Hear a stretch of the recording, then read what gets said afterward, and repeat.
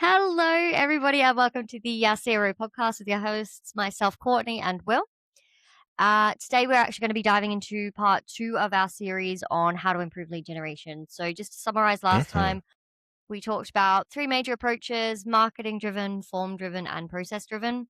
We talked about the importance of validating the lead quality drop with data and the hammers that you use in case of emergency. Specifically, adding mentions of the phone call in the flow at different points and or using the OTP. So Yeah. this week, we're focusing on marketing-driven levers, even. Balancing getting volume and price with lead quality. English is my first language. Pretty sure you can tell. Balancing getting volume and price with lead quality and also like the risks therein. We're going to cover dynamic headlines and localization, meta-specific tactics as well, channel strategy, and within that kind of the campaign mix and multiple channels. So without further ado, let's dive into it, I think. And to get us kick-started, I'm going to, hand over the proverbial, what's it called? The Buna, reins, the ball. the stage. The stage is yours. So please, balancing getting volume and price with lead quality, if you please. Yeah. I mean, I feel like some people, maybe in our last episode, were wondering, like, why don't we just talk about whatever talks about when it comes to lead quality? It's like, well, just clearly it's your ads. Change those. Right.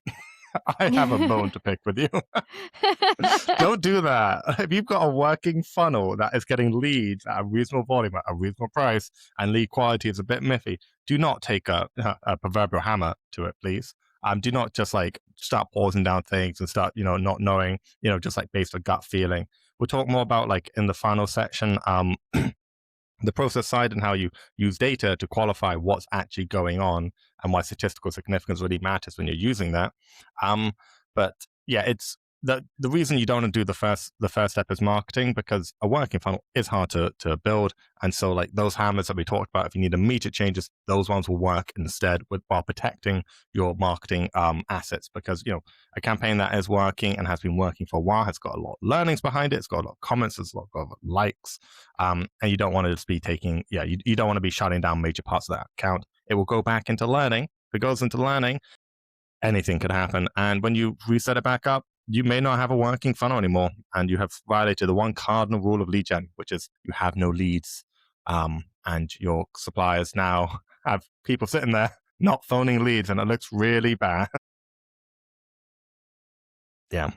So yeah, that's why we didn't dive into that to begin with, and why instead what we're going to talk about is kind of the tactics in which you can use, and but basically the more, what's a good way of putting this, iterative tactics, because obviously you can do lots of things, but we highly recommend iterative changes to meta. You don't want to put things back into learning. That's a big risk. So no. we are careful, we are measured, and we do not pull emergency levers on the marketing side unless absolutely we have to. Like the form side, we'll get to that next. Yeah. Because you can do a lot to transform. We talked about the last time that you've got the funnel, like the ads, you've got the transformation part. So you've got, the lead, we're talking about levers on, the ad side now, the transformation part, the form side, then the process side, which is like the virtuous cycle. And you can transform bad leads into great leads. We talked about a little bit in the, the hammers, but also the virtuous cycle. Again, there's lots of things you should be thinking about before you start breaking apart your marketing, and assuming like this is why there's a problem. Could be lots of different things. Again, innocent until proven guilty. Something that we also want to have as well. We are a fair democracy here. Yeah, please don't just immediately blame marketing. It's really, and don't blame sales either. Like just look at the data, process. Exactly. Find the problem and then come down hard, but make sure it's the right problem. Yeah, exactly. And it really does take, it really does pay to take a measured and iterative and careful approach, particularly, in our core scenarios, like, you've got something already working and lead quality is not quite where it is. This also kind of works when you've launched something new. If lead quality is not where it is initially, lots of good reasons it's probably because the campaigns are still in learning and we do not really know. And so as a result, Facebook is finding like a very diverse audience. So some people are working, some people are not. Just like give it a bit more time, a bit more data. If you can, when we get to the third part, we're going to talk about the optimizations, optimize based off like more rigorous data sets wherever possible. Even though I know it's everyone's worst, go against all our instincts. We are, creatures of action. Just hold your nerve and let it build to get the data and make smarter sort actions. of nothing worse than having to be patient, is it? It's just you constantly always want to be doing. It's so bad. Especially when you've got this big shiny new client and you really want to make it work, and you've sold them on something, and it's week 2 and they're like, oh, the leads aren't good. That, yeah, the statistics actually, aren't statisticing, and you're like, well, just hold your feet. Have you heard of sales cycle? Yeah. One other kind of interesting point as well. There's a really strong correlation. If you're looking for like launching something especially new, your chance of success is incredibly higher if you have a pre-existing relationship with that client. So the largest determinant of like a new launch success is the client that you are doing it with. There's lots of characteristics of a good client, but basically, like if you have a good relationship with them, because what you really need, what's the hidden thing underneath all of this is you need time. You need time and runway. You need someone who's gonna, put up with bad leads for like, maybe 2 months while like everything gets set up and fly. Like it can take a long time. It can take 3 months. Yeah. Yeah. But if they're willing to like put in that time and you've got that, that's where like really you can find things that no one else is doing. You've got whole, and that unlocks massive value for that client because there's no, they can't buy these leads elsewhere. They can't generate those in house. Like this is, 3 months of, not panicked optimizations, but like hard, intense learning that, if you can hold out for that, the investment is really, really big. Also, the ROI on the investment can be really, really big. So exactly. just top tip on that one. So goes the same with it like internally. Trust is everything. CRO is all over the place. We can't escape it. Trust, huge. Yeah. Absolutely. Bring it back to that framework. Yeah, for sure. Yeah. Yeah. I mean, the second part, maybe the second major topic there, trying to balance all of that, is, doing we've talked about this a lot before, which is dynamic headlines and localization. I mean, Courtney, do you have any particular thoughts and emotions on this? Do it. Just do it. Do it. Why aren't you doing it? Stop watching this and get on it. Or we'll just maybe have this on the background. But what are you doing if you're not doing it? Do you know what I mean? Like, it's just so sensible because it's such a, it's so incredibly effective. I couldn't believe when I first when we first sort of like started looking into it, or like it sort of came and became more sort of the done thing. Just the huge difference that you had with those leads and everything. It's just fantastic. Yeah. No, exactly. It's dynamic headline. Like there are cases where you don't necessarily need them on a static landing page. Like sure, like it is fine. But if you've got a really good marketing team, like you're just giving them an extra lever to play with. You're giving them extra flexibility. You're giving them a more 100%. Relevant landing page. I mean, again, there's like how to execute that well. That there is, what makes a good landing page headlines actually can be quite different. Keep top tips in that one. Mention the product, keep it short, and have a clear angle. And make sure the angle is relevant, obviously, for the ad. Yeah. We want to have that message match for sure. Yeah, it really does make a big difference. It can really improve. The nice thing about like why this is particularly for a lead quality lever is, when you're talking about ads and different, creative framing. So we're now thinking about, we are short, we do need to start changing ads, yada. This is the world we're in. Using something like this can allow you to test more creative and more impactful ad angles that could influence that quality needle, quite a lot more without tanking all your other metrics. Like if you're driving them to a static page, it's got to go through all this like misaligned journey. Whereas instead, you want to just like make that journey much easier for this new high quality traffic. Again, anything where like you're helping your users all the way through and giving them a better user experience, it means they trust it. They're more likely to pick it up. It's more relevant to them. Again, it just all feeds into this ticking all those boxes. Yeah. Exactly. And it's Yeah, and it just lets you find things which otherwise you just never, they're never going to work without it. Again, you Hmm. don't have to use them in all cases, but they it's giving Yeah. a tiger wings. And it really, you Yeah. can see some awesome Tiger wings. results. Tiger wing. Yeah, this is putting on flippers to go for a few laps in the pool. It's going to be way Yeah, quicker and way easier. And take this from someone who's just started like doing laps in the pool again in her fitness journey at this stage, and it is really difficult to do it without flippers. Like it is so I love how Sarah's like basically it's just cheating. At this point, yeah. Well, it feels a rock little up to bit like regionals that. in slip. Honestly, it's like when you used to play Monopoly as a kid and you used to have like I mean, I don't know if someone did this, but you'd pocket some extra cash just and then you sort of like bring it out whenever. It's sort of like that. Absolutely. I absolutely hate We Monopoly.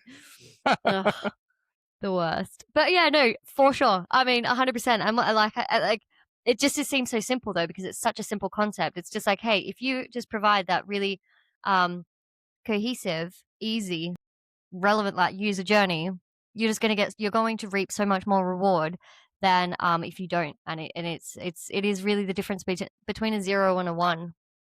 But yeah, that's a yeah, huge exactly. difference, Yeah. you know? It can allows, you can, what's it? Yeah. Getting to that one, makes massive difference. And I mean, Yeah. again, you want to qualify it, like obviously it's the method of doing it that really matters. And like you want to pass through, that dynamic headline to sales so they know what's saying. So you've got the good link there. You also Mhm. want to have like good data analysis because like now you can analyze which headlines performing, quality. Like you need to like, it's not like a one and done. Like, don't worry, guys, we're using dynamic headlines. Like we're fine. It's like, well, no, like this is the start. Now we'll go into the process side, but we will constantly mention the process side because it links Yeah. all of this is how you get real value out of everything.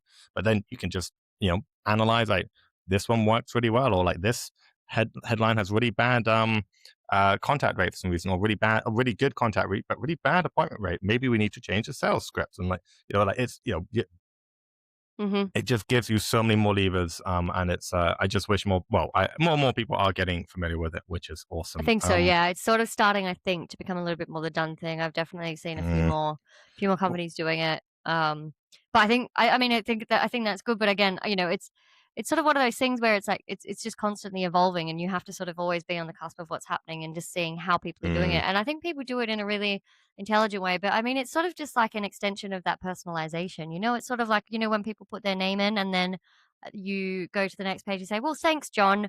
Blah blah blah blah blah blah. It's kind of just an extenuation of that, just being able to really personalize and make it, more mm, sensible. But not only does that speak to me as a user because I see myself represented in sort of like the localization or like I don't know over 50s or whatever sort of headline mhm. situation they're sort of talking to.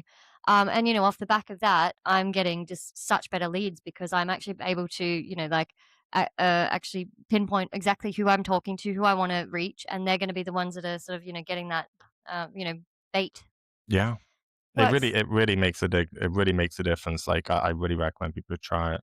If they haven't. Yeah, Yeah. And 100%. I mean, particularly like I think a big part of why it's coming up more and more nowadays. Like again, our friends at Ad Manage, you can launch 200 ads in like 30 seconds now. You can use AI to make to make lots of iterations of your winning ad. You can just get Claude to do all of your work. Like Yeah. seriously. Honestly, As a result, like, outsource this. Come on, guys. Like it's the no, but 21st like century.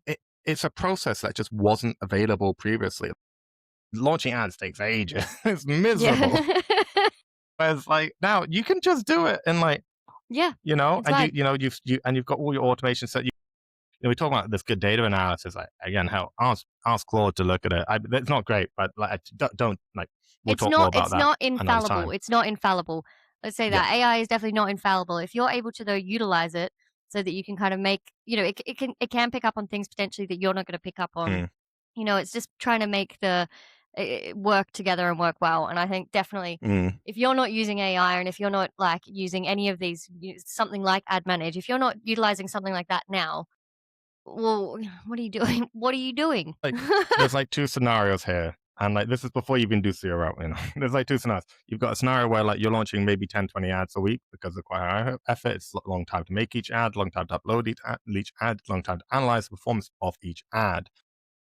You're doing that. Then you've got scenario two, you're launching like 200 ads a week. It's all automated.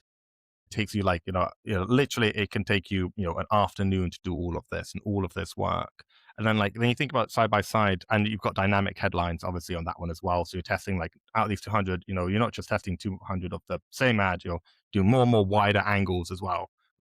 6 months down the line, like, one person would have tested like 50 ad angles, loads of different ads. They would have like, tested the bunch, iterated, they would have built the skyscraper. Unfortunately, everyone else here doing it manually, sweating away. Have they built a skyscraper by then? Maybe they've struck it lucky and they've hit oil.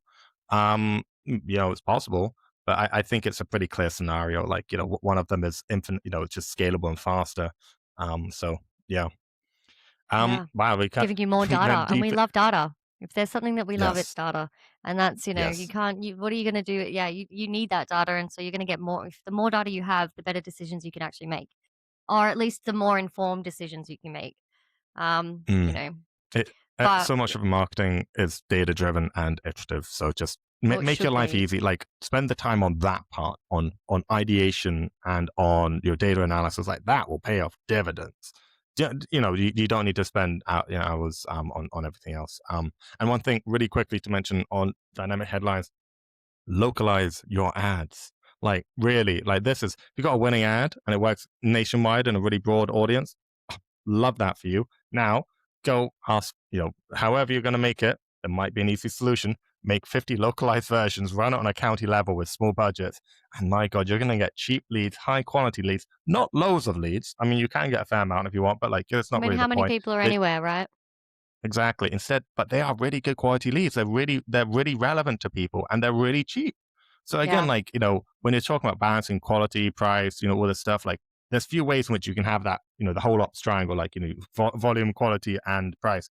Localizing your best ad and shoving budget behind it. Yeah. That's actually one of the ones you can start to have your cake and eat it. So, and that again, possible because of dynamic headlines, not 50 damn landing pages. Well, I think after that, straight into meta-specific tactics. I think just moving on to that, I think that's going to be really interesting. So if you want to kick us off, let's go. Yeah, I mean, it's something that we've both talked about a bit before on the podcast, but just pre-qualifying your ad. It's something obviously a lot of people do, and it's like kind of inherent to a lot of advertising, I guess, in a lot of ways. But make it really explicit. Basically, work out who you want to target, mention them on the ad, and work out any filter criteria. So, like, are they over 50? Are they homeowners? Like, where are they? Just have all your core information on the ad, so people are self-qualifying. This is because, and why this is so important, and particularly if you've got lead quality issues, just like, make the self-qualification issues harder. Like, it's a really good way of finding more leads. If you've done your analysis and found like these leads are really good, great, let's just try to talk to those leads and those people. What you should actually avoid doing, because the old version of this is making making loads and loads of audiences and getting really granular and having really specific ads for each audience and, yada, yada, yada. So Meta is much better at finding those people than you are. Unfortunately, it kind of, there are some caveats that we will give in a second, some audience level cool stuff. But generally speaking, broad audiences work really well. Your creative is your targeting. So if you've got lead quality problems, obviously you're welcome to launch new ad sets and audiences which are tighter. Generally speaking, again, we'll talk about some of the better ways to do this. Do it on your ad, like, just pre-qualify, just add more, just be more aggressive on your ad. People who are, whatever the criteria is perfect for them. Don't apply if you're this. And like this, that, like that way, again, you're adding friction to a point of the funnel, which is a really fast learning part. So like, again, it can like find its way round that one. Whereas like, if you just, did it on the audience level, like, you can test like maybe 5 audiences in a sensible period of time. Meta, when you want these massive broad ones, you can just launch 50 ads with different like pre-qualification hooks and different, again, it's just so much more scalable. So again, if you've got lead quality issues on the, Meta, it's very true for a lot of ad platforms, particularly these push channels like Meta. Nowadays, pre-qualifying ads use broad audiences. There is like a nice caveat, or like a nice part where like you can start to again have your cake and eat it, which is lookalike audiences. Broad lookalike audiences based off customers or people that were good quality.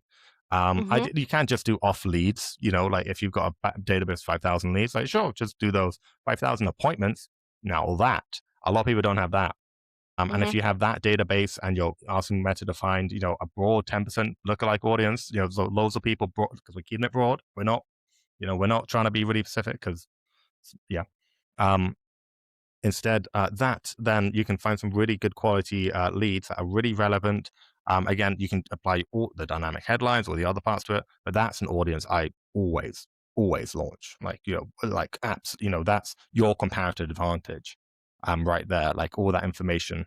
So yeah, that's like the big. Obviously, there are, and then like you can do other more interest based. Like it's worth testing a couple. If you've got a hypothesis, test it out.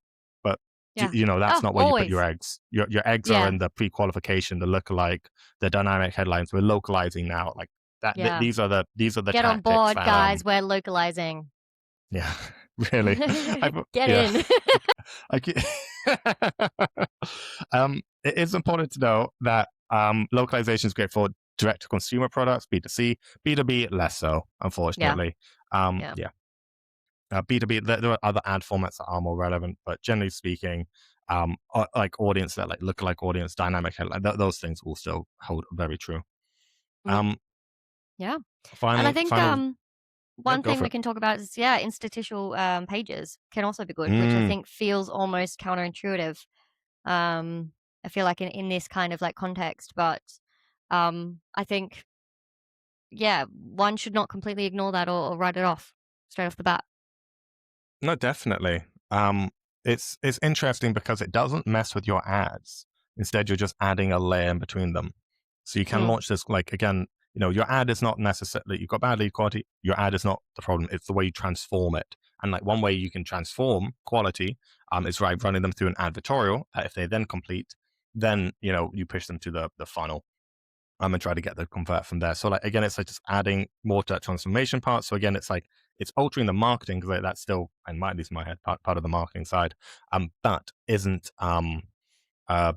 it's not part of the, it's not a destructive process. Obviously you need to duplicate ad, don't like suddenly change the URLs in your ad to run to a thing like that, put everything to learning, and your best ads will now be going through this. Just duplicate and iteratively and like test and build up and see what works, and yada yada, and gradually pause down what's not working. But yeah, interstitial pages can be really good.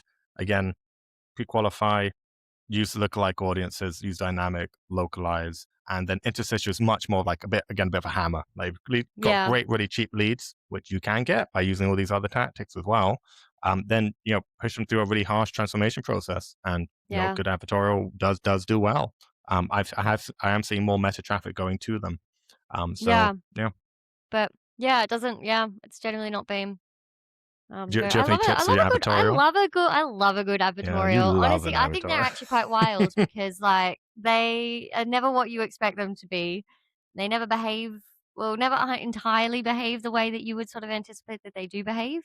But it's a fun testing ground, I think, because there's just so much to it. So I am a bit of a fan of the advertorial, I must say. Do like me a good advertorial every now and then. Channel strategy. Channel strategy. So yes, this is like we've talked about a lot of different strategies you can use to start improving specific channels. Obviously, there's an element of channel of campaign mix. You can have you can have one campaign which is like specifically targeting a high high quality audience within a channel. You can then have one which is like for cheap leads. So you can do it like kind of this. You can do this within the channel still.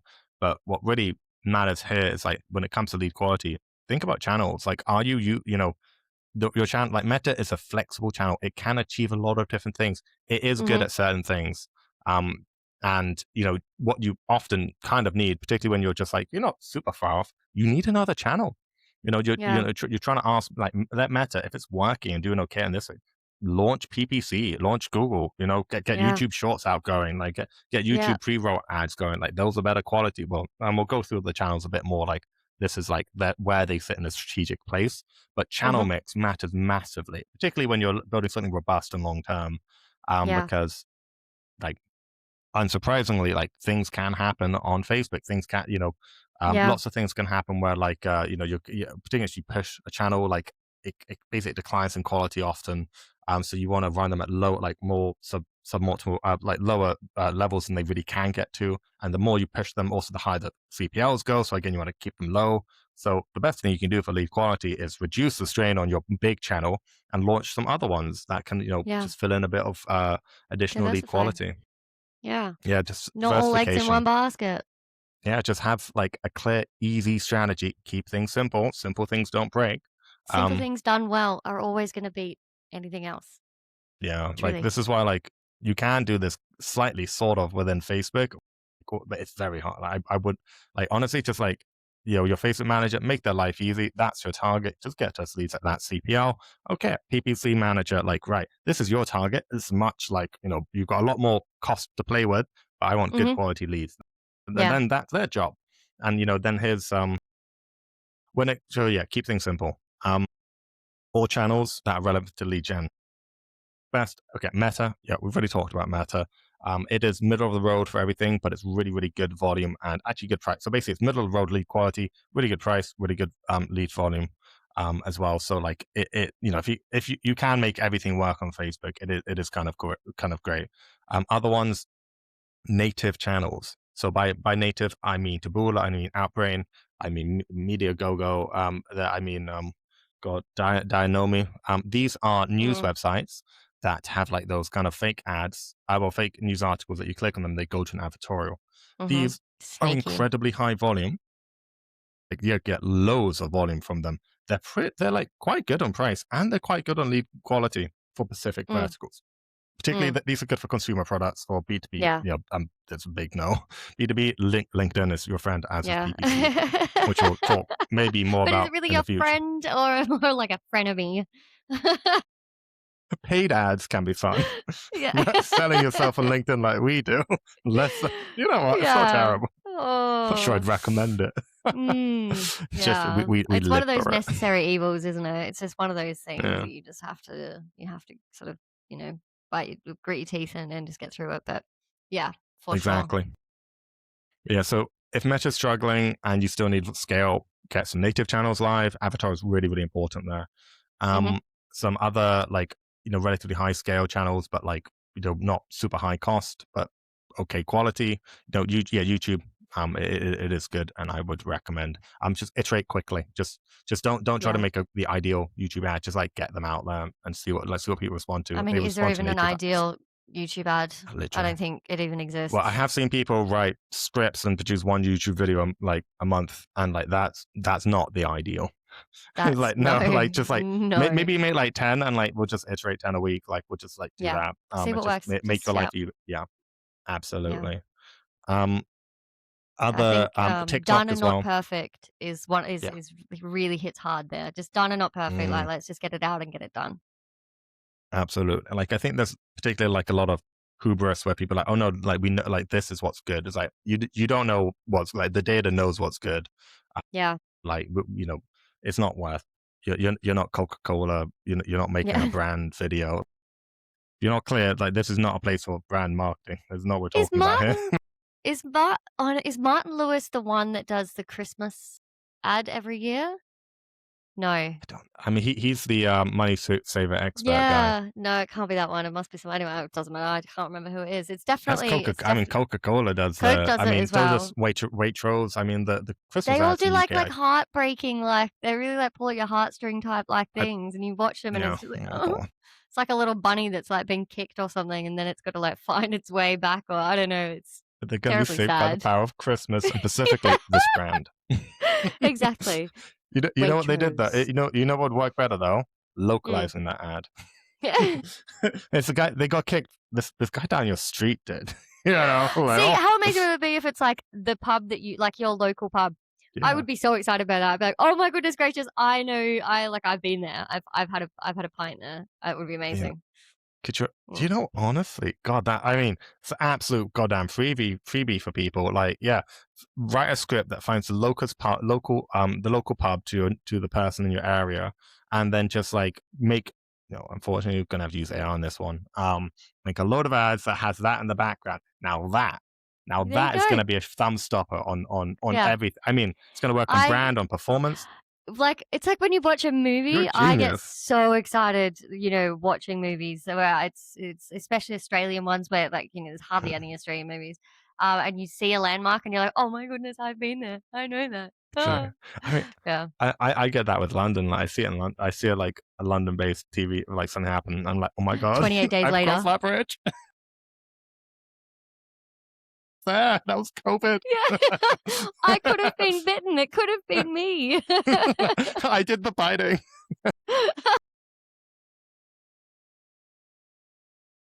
Yeah. Yeah. We digress. We digress. We digress. Yeah.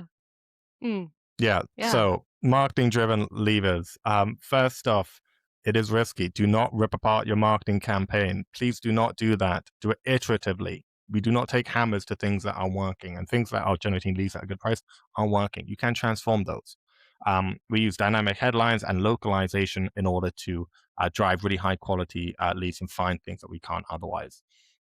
Meta-specific tactics, pre-qualify your ads, pre-qualify like using your ads and just have broad audiences. Really top tip, just have stricter pre-qualification. Lookalike audiences are your comparative advantage. They are kind of awesome, and it's just your pages can be good in a kind of case of emergency hammer style. Yeah. And if you're really struggling, look at more channels. Just bring Facebook volume down, you almost certainly get quality up, and price probably down. Well, in German they say you can't stand on one leg, which they've not met a flamingo. Yeah, exactly. So I think it's about like get a couple of legs. You know what I mean? I mean, a centipede is going to be real sturdy. Just try and give yourself a little bit more stability. Yeah, no, 100%. Maybe final thing on PPC, just really quickly. If you're a lead gen and you don't have a big brand behind you, PPC is incredibly expensive and approached with caution for B2C products. For B2B, comparison angle crushes, as does the compare. So B2B, PPC. But I know, like, honestly, if you do B2B, like, run PPC, but specifically PPC refers to like Google pay-per-click. So like the Google ads you see on search, they still do great. I mean, I am like their biggest fan. I'm the one that's like, oh, this versus this, and I click on the first link that's shown to me because that's just the person that I am.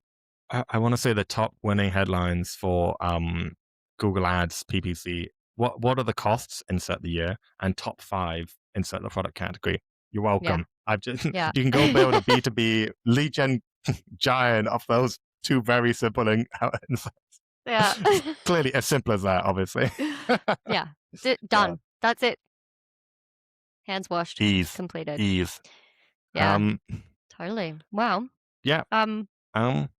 We'll wrap that up in a nice little bow and then move on to some visual context so that we can kind of show what we're talking about, I think. Shall we? Yeah. I shall share my screen if you're happy for me to do so. And, my 14,000 tabs are kind of screaming at me not to do any. If I open one more thing, I think everyone's just going to give up. Going to go on strike. Yeah, truly. Okay. To be fair, I'm not allowed. My computer has been going on strike recently. I'm not allowed to have any design software open anymore. I get the little wheel of like the circus wheel. I've been getting the circus wheel a lot, and I'm just clown like, wheel. It's telling you like, don't be a clown. It's so aggressive a clown. As well. Stop it. It's like, like, please stop. Like, just work. I'm not doing much. Alrighty, let's look. So, in this particular case, we're just going to look at some ads. So we are going to be looking at some ads on the Facebook ad library, which is an awesome resource. TikTok also has an ad library, also awesome resource. And there are very, very cool spy tools that you can use to find out costs and how much money people put behind them, at least expected costs and things like this, and like what your competitors are doing and whatnot. I would recommend the spy tools. We're not going to dive into those right now. We're just going to show you the Facebook ads library. Let's do it. Cool. So specifically, I just want to talk about pre-qualification. What was it? The pre-qualification on the ad specifically, because we talked about that. Maybe show off an interstitial page and see if I can find some dynamic and or localized things. So this is Eco Experts. They run lots and lots of categories. They are very good. So it's worth, honestly, feel kind of bad. Maybe don't just steal their ads, but they are good. So Take first thing here, inspiration, perhaps. yeah. Is your bill over £70 a month? That's pre-qualification language right there. So do that. How many solar panels are in your house? This is like a tap ad format. It does really, really well. Homeowners living in the UK with 3+ bedrooms who are interested in getting brand new solar That's so panels. specific, Again, isn't it? it's really, really specific. It's looking for. We like it. We do like this. It is cool. See, again, we're looking at really, really again, they've got. I mean, again, these guys are probably the best in Europe at this game. So yeah, they're doing a good job, unsurprisingly. EV car owners, 35 plus, who own their home, interested in latest solar technology. Come on. That's so, yeah. We're getting into some of the real. localization. So they've done some Scotland-based ads, which is good. Yeah. Yeah. Homeowners living in Scotland. They've mentioned Scotland on the copy and on the creative. That's a really important part if you're going to localize, ad and copy. So creative and copy, vital. Double any down. other fun? Yeah, double down. Any other interesting? I mean, Jones, take a lesson from these guys. Like, put your message on an interesting background. It stops people and they'll look at it. It's great. Yeah. And like things like this tap. It does work. What are the costs? People love to tap. Yeah. Yeah. Well, maybe we'll do a little bit extra for some other ones. But yeah, I'm pretty sure if we click on this one, will that work? Oh, hang on, no, hang on. I found an ad earlier that yeah, 5 reasons to install. Here we go. So this is an advertorial. So what they're doing, they're putting the traffic through an advertorial in order to make the quality better. So it's just like part of the transformation process. So they've got a good one, they've got CTA here, they're nice and visible, they've got some benefits here, they've got key points here, which we love to see. Wait, hang on. We can't see because we can just see the ad. Oh, I'm sorry. Apologies. Clicked on the thing. Here we go. We're on this advertorial. Here we go. We've got a nice clear CTA. Why it's finally solar makes sense. They've localized it to the year at least, and they've updated it recently. Again, all these things matter. They've got key points here. But yeah, basically they're just sending the traffic to an advertorial. How much can you save? Look at Again, that. yeah. That's Click your interesting. postcode localization at sort of ish. Yeah. Gosh, So, it's huge, yeah. isn't it? Oh, I know. They've got another version of it. Occasionally, yeah. Now we've got the map version of it. Click here to get started. It does work. I don't know about that CTA, but that one's a bit rogue. Hmm. Yeah. So again, you just click on explore options. So it's going to get some softer to hard. That's actually quite interesting. But yeah, we click on one of these. Oh, I just got the clown wheel. It's got this is an avatar to form loader, so it's just making it more real because it's trying to get it ready for you specifically. And then this is that form. We won't go. It's so nice and clean. Yeah. You know what? Yeah. And these little focus arrows. Oof. Yeah. We'll talk about those one day. Yeah. Oh yeah, we love a focus arrow. Yeah. Interesting, isn't it? Yeah. Yeah, I hope that was vaguely informative. Vaguely. Just at 40 minutes on vaguely informative. Never getting that time back. I'm sorry, guys. Take the day. Oh, no, I think that was excellent. I think there was a lot of valuable information there. And I mean, if anyone's still listening, comment the void, please. Comment the void. Comment the void. That's it. That's the one. That's the ticket. Well, I'm looking forward to part 3. Thank you very much. It's been a pleasure, as always. And until next week. Till next week. See you guys. Bye.